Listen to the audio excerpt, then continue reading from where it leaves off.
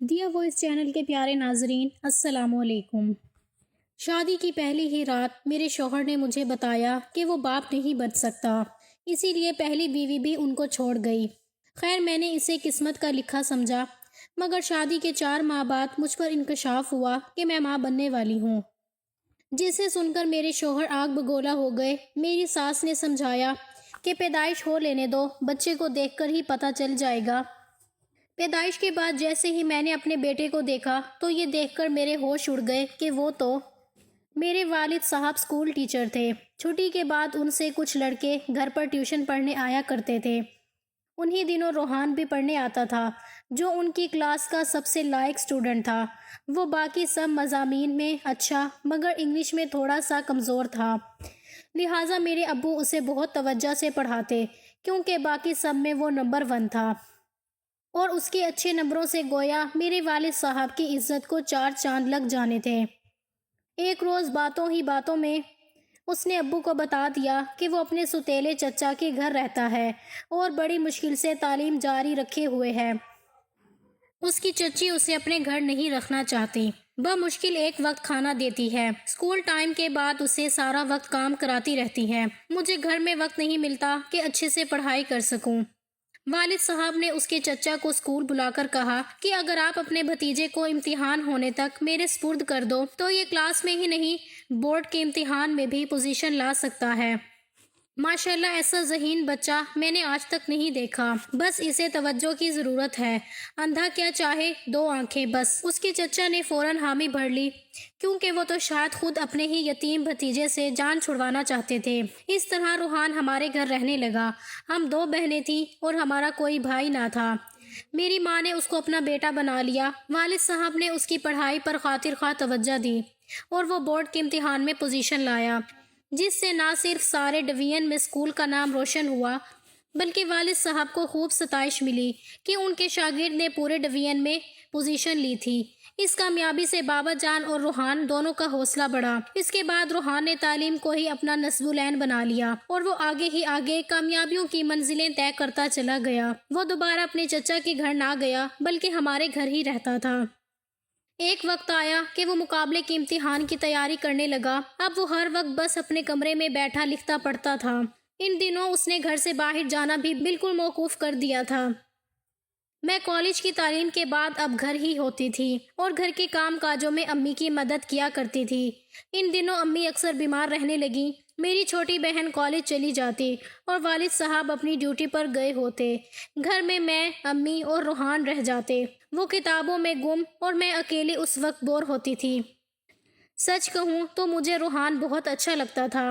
تبھی میں موقع پا کر بیٹھک میں جا گھستی اور روحان سے ادھر ادھر کی باتیں کرنے لگتی۔ اس طرح اسے بھی مجبوراً میری جانب متوجہ ہونا پڑتا تھا۔ وہ ایک محنتی اور خوبرو نوجوان تھا اور مجھے دل کی گہرائیوں سے بہت اچھا لگتا تھا۔ میرے والد صاحب کے دل میں بھی یہی بات تھی کہ وہ میری شادی اپنے اسی ہونہار اور لائق شاگرد سے کریں گے، لیکن یہ سب تو تقدیر کے کھیل ہوتے ہیں، کب کیا ہو جائے کسی کو کچھ پتہ نہیں چلتا ہے۔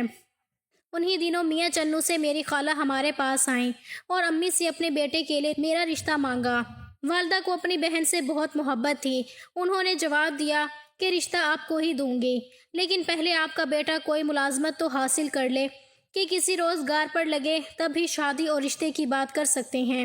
میرے دل میں تو بسا روحان ہی تھا، لیکن جب اس سے بات کرتی تو وہ کہتا، اگر تم مجھے خواہ مخواہ ادھر ادھر کی باتوں میں نہیں لگاؤ گی اور دلچسپی سے پڑھنے دو گی تو میں مقابلے کا امتحان پاس کر سکوں گا، تبھی تم سے میری شادی ہو سکے گی، کیونکہ میں کسی قابل ہو کر تمہیں حاصل کرنا چاہتا ہوں۔ ابھی میرا دھیان پڑھائی سے مت ہٹایا کرو، دیکھو میری بات سمجھو، اسی میں ہم دونوں کی بھلائی ہوگی۔ یوں اس کی التجا آمیز منت کو میں پلے سے باندھ لیتی۔ اس سے بات کرنے کو جی چاہتا بھی تو میں اسے ڈسٹرب نہ کرتی۔ جب کبھی اس سے باتیں کرنے کا موقع ملتا بھی تو پھر بھی میں اس کے سامنے نہ جاتی، تاکہ وہ یکسوئی سے اپنا مقصد حاصل کر سکے۔ ہم دونوں ہی اپنے آپ سے لڑ رہے تھے، دونوں محبت کے راستے میں صبر و تحمل کا گشت کاٹ رہے تھے، تاہم محبت کا جذبہ ہمارے دلوں میں جاگزی ہو چکا تھا اور ہماری منزل قریب ہی تھی۔ بالآخر اس نے مقابلے کا امتحان پاس کر ہی لیا۔ میرے والد صاحب کی خوشی دگنی تھی، بالکل ایسے جیسے کوئی باپ اپنی حقیقی اولاد کی کامیابی پر خوش ہوتا ہے۔ وہ ہر ایک سے فخر سے کہتے میری محنت رنگ لے آئی۔ میں تو اس لڑکے میں پہلے دن سے ہی وہ جوہر پا لیا تھا کہ اگر اس پودے کی آبیاری ٹھیک طرح سے کی جائے تو یہ ایک دن ثمر لائے گا۔ آج اس کی اور میری، ہم دونوں کی محنت ثمر لے آئی ہے۔ روحان نے مقابلے کا امتحان اچھی پوزیشن میں پاس کیا تھا اور اب وہ ایک اعلیٰ افسر کے عہدے پر فائز ہونے والا تھا۔ ان دنوں وہ ٹریننگ کر رہا تھا کہ اچانک ہماری خالہ نے آ کر میرے دل پر ایٹم بم گرا دیا۔ ان کے صاحبزادے کو نوکری مل گئی تھی۔ اس نے بی ایڈ کے بعد ایک اسکول میں بطور ٹیچر اپنی ڈیوٹی جوائن کر لی تھی اور اب خالہ مٹھائی کے ڈبے کے ساتھ امی کو یہ وعدہ یاد دلانے آئی تھی کہ میرا لخت جگر برسر روزگار ہو گیا ہے۔ تم نے رخسار کا رشتہ دینے کا مجھ سے وعدہ کیا تھا تو وعدہ وفا کرنے کا وقت آ گیا ہے۔ ابھی خالہ ہمارے گھر میں ہی قیام پذیر تھی کہ امی نے والد صاحب سے میری اور ماجد کے رشتے کی بات کی۔ والد صاحب نے کہا کہ روحان کا رشتہ میری نظر میں سب سے بہتر ہے، لہٰذا تم اپنی بہن کو جواب دے دو، کیونکہ میں نے پہلے سے ہی سوچ رکھا ہے کہ اپنی بیٹی رخسار کا رشتہ روحان کو ہی دوں گا۔ امی بولی کیوں جواب دے دوں؟ والد صاحب نے کہا کیونکہ روحان ہمارے گھر میں پلا بڑھا ہے اور اس کا مستقبل ماجد سے کہیں زیادہ روشن ہے۔ والدہ تو ہر صورت اپنی بہن کو میرا رشتہ دینے کی ٹھان چکی تھی، لہٰذا وہ کہنے لگی اب اپنوں کو چھوڑ کر غیروں کی طرف دیکھیں۔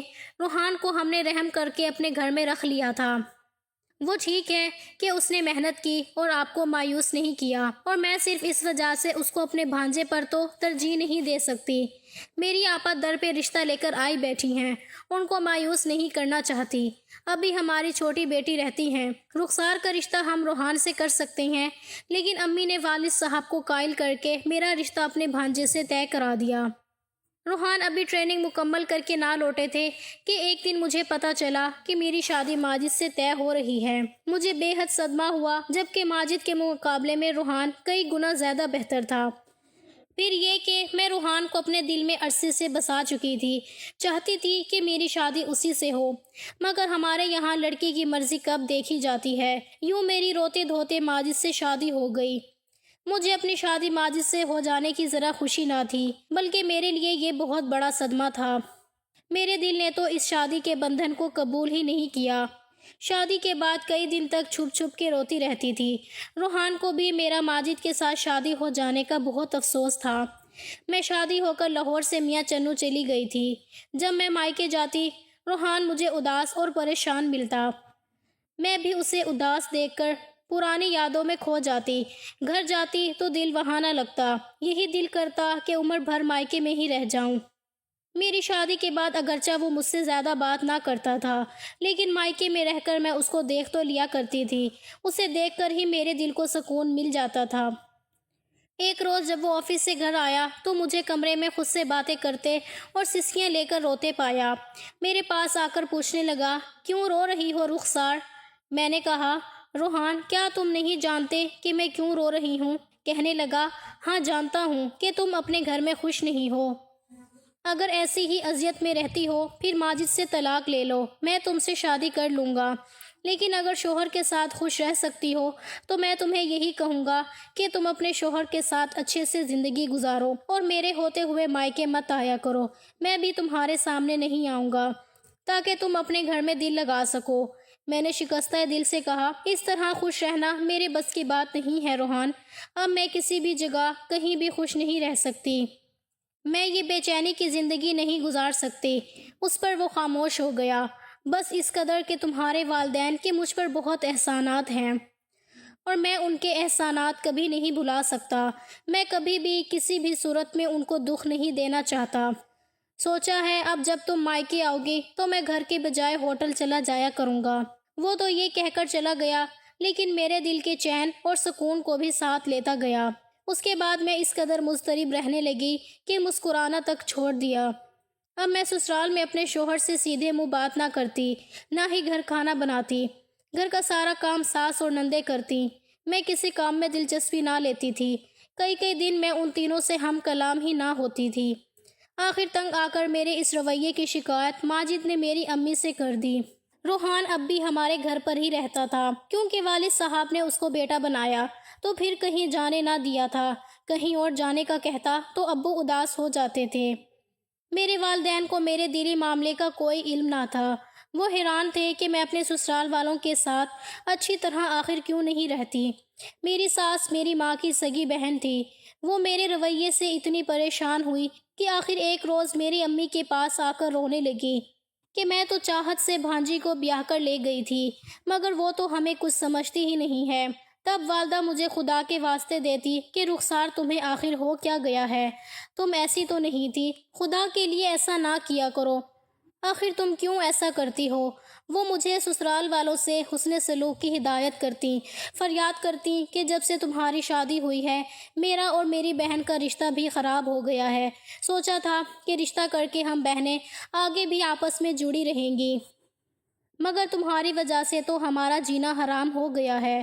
تمہارا شوہر شریف انسان ہے، میں اچھے سے جانتی ہوں کہ وہ تمہیں کوئی تکلیف نہیں دیتا، پھر آخر تم کیوں ایسا کرتی ہو؟ مگر میں کیا جواب دیتی کہ ماں تیرا ہی تو یہ کیا دھرا ہے، بہن کی محبت میں تم نے ہم دو دلوں کا سکون اجاڑ دیا ہے۔ میری نند کی ایک سہیلی تھی جو اکثر ہمارے گھر آتی، میری بھی اس کے ساتھ اچھی بننے لگی تھی۔ ایک روز اس کے سامنے ہی میں نے خالہ سے بدتمیزی کی۔ خالہ میری بدتمیزی پر رونے لگی، اس کو یہ دیکھ کر کافی حیرت ہوئی۔ اس نے ایک روز میرے کمرے میں آ کر مجھے قسم دی کہ مجھے دوست سمجھ کر بتاؤ کہ آخر تم ان لوگوں کے ساتھ ایسا برتاؤ کیوں کرتی ہو، جبکہ یہ سب تم سے بہت پیار کرتے ہیں اور میں دیکھتی ہوں کہ وہ تمہارا کس قدر خیال رکھتے ہیں۔ وہ کہنے لگی، میں وعدہ کرتی ہوں کہ تمہاری کہی ہوئی کوئی بھی بات یہاں کسی سے نہ کہوں گی۔ میں نے اس پر بھروسہ کر لیا اور اپنا دل اس کے سامنے کھول کر رکھ دیا، اس وعدے پر کہ وہ میرا راز کسی پر ظاہر نہیں کرے گی۔ تاہم جو کچھ میں نے اسے بتایا پھر جا کر اس نے اپنے شوہر کو بتا دیا۔ مجھے نہیں معلوم تھا کہ آمنہ کا شوہر ماجد کے ساتھ ایک ہی اسکول میں ڈیوٹی کرتا ہے اور دونوں کی اچھی بنتی ہے۔ ایک دن ماجد نے اس سے اپنی پریشانی بیان کی تو اس نے ماجد کو آگاہ کر دیا کہ تمہاری بیوی نے میری بیوی کو بتایا ہے کہ وہ تم سے شادی نہیں کرنا چاہتی تھی، لیکن اس کی ماں نے زبردستی تم سے شادی کروا دی، جبکہ وہ روحان سے محبت کرتی ہے اور اسی سے شادی کرنا چاہتی تھی، جو شاید ان کے گھر رہتا ہے اور تمہارے خالو کا وہ منہ بولا بیٹا بنا ہوا ہے۔ اس نے یہ بھی بتایا ہے کہ وہ اب بھی اسی کو دل سے چاہتی ہے اور یہ شادی ماجد سے نباہ صرف اس کی مجبوری ہے۔ وہ روحان کی خاطر مائکے میں اتنا عرصہ رہتی ہے اور شاید وہ تم سے طلاق لے کر روحان سے شادی بھی کرنا چاہتی ہے اور روحان بھی یہی چاہتا ہے، اسی لیے ہی وہ تمہیں اور تمہارے گھر والوں کو ہر وقت تنگ کر کے رکھتی ہے تاکہ تم خود اس کو چھوڑ دو۔ اب میں بحیثیت دوست اپنی بیوی سے ساری باتیں سننے کے بعد تمہیں مشورہ دیتا ہوں کہ اگر یہ عورت جو تمہاری بیوی ہے اور محبت کی خاطر تم سے چھٹکارا پانا چاہتی ہے تو تم اس کو چھوڑ دو، کیونکہ ایسی عورتیں کبھی اپنے مقصد کے حصول کے لیے بہت خطرناک بھی ہو جایا کرتی ہیں۔ تم بھی ٹی وی پر نیوز چینل پہ آئے روز کے واقعات تو دیکھتے ہی ہو، ایسی بیویاں بعض اوقات جان کی دشمن بن جاتی ہیں، اور میں تمہیں بتا دوں کہ یہ عورت تم سے کبھی محبت نہ کرے گی، چاہے تم اس پر جان لٹا دو۔ غرض اس آدمی نے ماجد کو ایسا ڈرایا کہ انہوں نے اگلی رات سچ مچ مجھے طلاق دے دی۔ میں وقتی طور پر کچھ دیر تک رنجیدہ ہوئی، مگر دل سے خوش تھی کہ میری مشکل آسان ہو گئی تھی، مجھ پر کوئی الزام بھی نہ آیا اور من کی مراد بھی بھر آئی۔ ہاں، مگر میرے والدین پر ضرور قیامت ٹوٹ پڑی تھی۔ میں تو اس انتظار میں تھی کہ جلد سے جلد روحان گھر آئے تو اس کو خوشخبری سنا دوں کہ ماجد نے مجھے طلاق دے دی ہے اور اب ہم اپنا نیا جہان آباد کر سکتے ہیں۔ وہ ان دنوں اسلام آباد میں تھا، ہفتے بعد آیا اور جب میری طلاق کا سنا تو سناٹے میں آ گیا۔ میں خوش ہنستی مسکراتی اس سے ملی تھی، مگر اس نے خوشی کا اظہار کرنے کی بجائے کہا کہ یہ تم نے کیا کیا اور اب خوش بھی ہو رہی ہو؟ افسوس رخسار کہ تم نے اپنے والدین کے دکھ اور تکلیف کا بھی خیال نہ کیا۔ شریف گھر کی بیٹی طلاق نہیں لیا کرتی، جو مقدر تھا اس کے ساتھ سمجھوتا کرنا ہی عقل مندی تھی۔ اس کے منہ سے ایسی باتیں سن کر میں حیران رہ گئی کہ یہ کیا کہہ رہا ہے، حالانکہ وہ پہلے ایک بار مجھ سے کہہ چکا تھا کہ اگر تمہیں طلاق ہو جائے گی تو میں تم سے شادی کر لوں گا، اور آج یہ کیا باتیں کر رہا تھا۔ اس کا روکھا پھیکا لہجہ دیکھ کر میں تو جیسے پتھر کی ہو گئی، جیسے مجھ پر بجلی گر گئی ہو۔ اب پتہ چلا کہ محبت سے بڑا اس دنیا میں اور کوئی فریب نہیں، کیونکہ مجھے علم نہ تھا کہ والدین نے روحان کا رشتہ کر دیا۔ جب میں طلاق لے کر مائکے آ گئی 2 ماہ بعد مجھے اس بات کا علم ہوا اور پھر یہ حقیقت مجھ پر قیامت بن کر ٹوٹی، اور اب روحان کے روکھے رویے کا مطلب بھی اچھے سے سمجھ میں آیا تھا۔ اس کے بعد تو میرا جی چاہا کہ کچھ کھا کر مر جاؤں، مگر کچھ کھانے کا بھی ہوش کہاں رہا تھا۔ 1 سال یوں ہی گزر گیا۔ میں باہر جاتی تو دنیا بے معنی لگتی، اور گھر میں رہتی تو بہن کی شکل دیکھنے کو دل نہ کرتا۔ جب روحان گھر آیا ہوتا میں بہانے سے گھر سے نکل جاتی، کچھ خریدنا نہ ہوتا پھر بھی شاپنگ پلازے میں گھومتی رہتی۔ ایک روز شاپنگ پلازے میں میری ملاقات پلازے کے مالک کے بیٹے سے ہو گئی۔ اس نے کہا کہ آپ کو اکثر یہاں دیکھتا ہوں، لیکن آپ کچھ خریدتی تو ہیں نہیں، جو لینا چاہتی ہیں۔ اگر آپ شاپنگ سینٹر میں موجود نہیں ہیں تو مجھے بتائیے، میں آپ کو باہر سے منگوا دیتا ہوں۔ میں نے کہا جو مجھے درکار ہے وہ آپ کہیں سے منگوا کر نہیں دے سکتے۔ وہ کہنے لگا بتا تو دیں کہ آپ کو کس شے کی تلاش ہے۔ میں وہاں سے چپ چاپ لوٹ آئی۔ اب روز ہی ہونے لگا کہ جیسے اس نوجوان کی آنکھیں مجھے ہی تلاش کرتی تھیں۔ میں بھی تو روحان کے غم سے چھٹکارا چاہتی تھی۔ یوں رفتہ رفتہ ہماری دوستی ہو گئی کہ اس کو ہر لمحہ میرے آنے کا انتظار رہنے لگا تھا۔ میں بھی ہرے بھرے درخت سے ٹوٹی ہوئی ایک شاخ کی طرح تھی۔ میرے بھٹکے ہوئے ذہن نے اس کا عارضی سہارا تلاش کر لیا۔ اب میں وسیم کے ساتھ گھومنے پھرنے لگی تھی۔ وہ میرے قریب آنا چاہتا تھا، مگر میں اسے شادی کے لیے اصرار کرتی کہ پہلے مجھ سے شادی کرو۔ آخر ایک روز مجھے اس نے بتا دیا کہ وہ شادی شدہ ہے اور مجھ سے شادی نہیں کر سکتا، ہاں بغیر شادی کے محبت دے سکتا ہے۔ بس اس دن سے میرے دل نے اس سے منہ پھیر لیا۔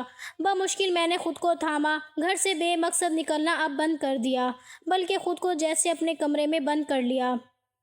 روحان نے دل سے میری بہن کا رشتہ قبول کیا تھا۔ یہ میرے والد کے بڑھاپے پر احسان کیا تھا، کیونکہ وہ ان سے محبت اور عزت و احترام کے رشتے سے بن چکا تھا اور اس رشتے کو کسی قیمت پر پامال نہ کرنا چاہتا تھا۔ دل سے میرے والدین کو ماں باپ کا مقام دیا کہ جنہوں نے انتھک محنت کر کے اس کی زندگی بنائی تھی اور اسے فرش سے اٹھا کر عرش پر پہنچا دیا تھا۔ امی میری فکر کرتی مگر میں پرواہ نہ کرتی۔ ان کی سمجھ میں نہ آتا کہ یہ سب کیوں ہوا اور مجھے کیا مسئلہ ہے۔ میں بہن کی خاطر دل کا معاملہ کسی پر ظاہر نہ کرتی تھی، کیونکہ میری بہن اس رشتے پر بہت خوش تھی، اور پتھر دل روحان کو تو میں سمجھ ہی نہ سکی کہ وہ خوش ہے یا نہ خوش ہے، مجبور ہے، با وفا ہے یا بے وفا ہے۔ اس نے خود کو خاموشی اور سنجیدگی کے نہ ٹوٹنے والے پتھریلے خول میں بند کر لیا تھا۔ عائشہ خوش خوش اپنی شادی کے ملبوسات سلوا رہی تھی۔ روحان اپنی ساری تنخواہ لا کر والد صاحب کے ہاتھ پر رکھ دیتا تھا۔ وہ اپنے لیے کچھ بھی نہ خریدتا تھا، امی ہی اس کے بھی کپڑے خریدتی تھیں۔ شادی کے بعد وہ دونوں بہت امن و سکون کی زندگی گزار رہے تھے۔ امی ابو بھی خوش ہیں کہ روحان ان کے بڑھاپے کا سہارا بنا ہے، مگر میں آج بھی ماضی کے زخم کو بھلا نہیں سکی۔ وہ پھولوں کے پر اور میں کانٹوں پر چپ چاپ خاموشی کی آگ میں جلتی رہتی تھی۔ سوچتی تھی کہ اس وقت حقیقت کو کیوں نہ تسلیم کر لیا، جبکہ شوہر نے کبھی مجھے شکایت کا موقع بھی نہ دیا تھا۔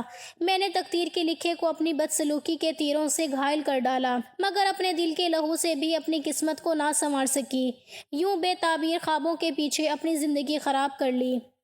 ماجد بہت اچھا اور نیک انسان تھا، وہ میری قدر کرتا تھا۔ خیر 2 سال بعد ایک روز میری قسمت جاگ گئی اور والدین نے میرے لیے ایک رشتہ دیکھ کر میری شادی کر دی۔ میری شادی مجھے کامیاب معلوم ہوئی اور میں نے خود کو ایک خوشحال زندگی کا حصہ بنتے دیکھا تھا۔ میرے شوہر علی ایک سنجیدہ اور مخلص انسان تھے، وہ مجھے بے حد چاہتے تھے۔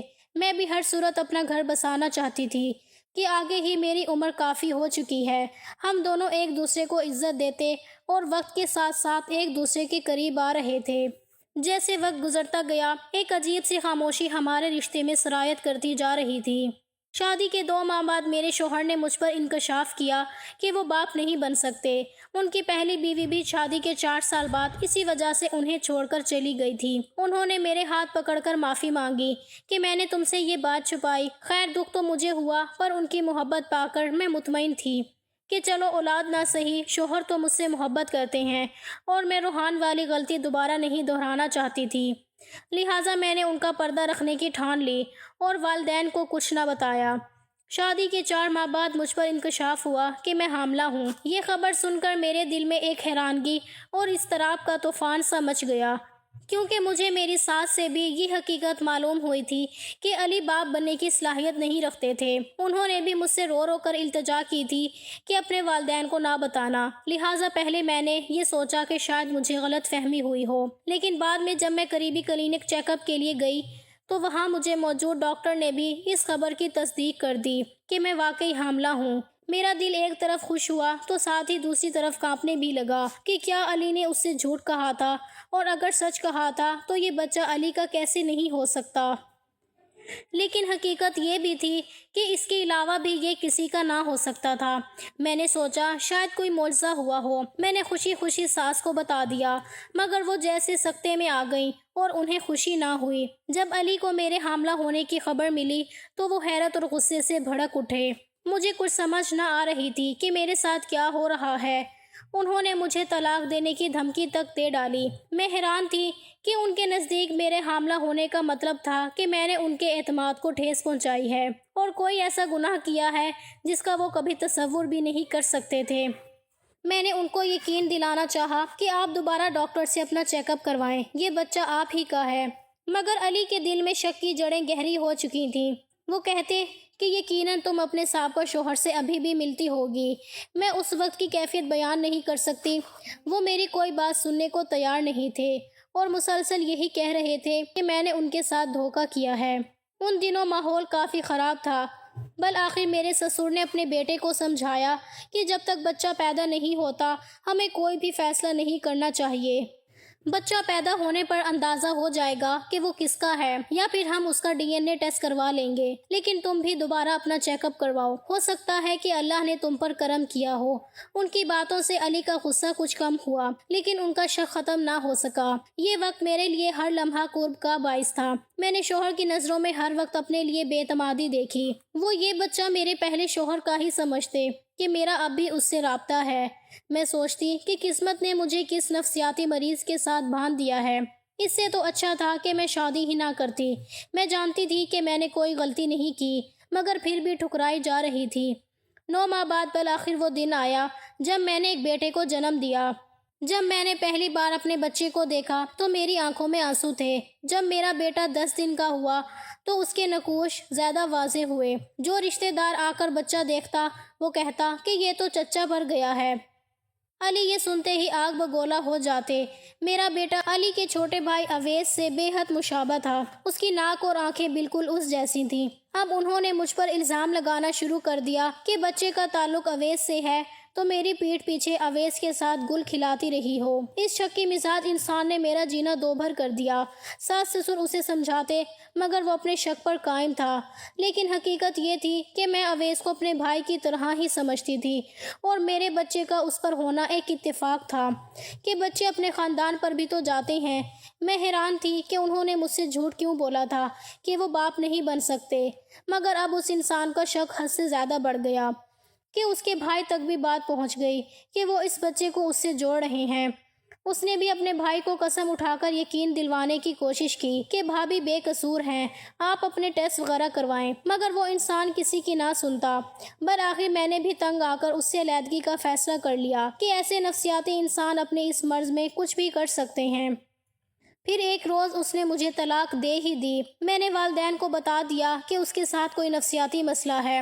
یوں میں ایک بار پھر سے اجڑ کر ماں باپ کی دہلیز پر آ گئی اور ساتھ میں اس کی بدنامی بھی ہو گئی۔ ساس سسر نے بیٹے کو سمجھایا تھا مگر وہ انسان غصے میں اس قدر پاگل ہو جاتا کہ مجھے ڈر تھا کہ کہیں وہ کسی دن میرے بیٹے کو ہی اٹھا کر باہر نہ پھینک دے، لہٰذا ایسے انسان سے علیحدگی ہی بہتر تھی۔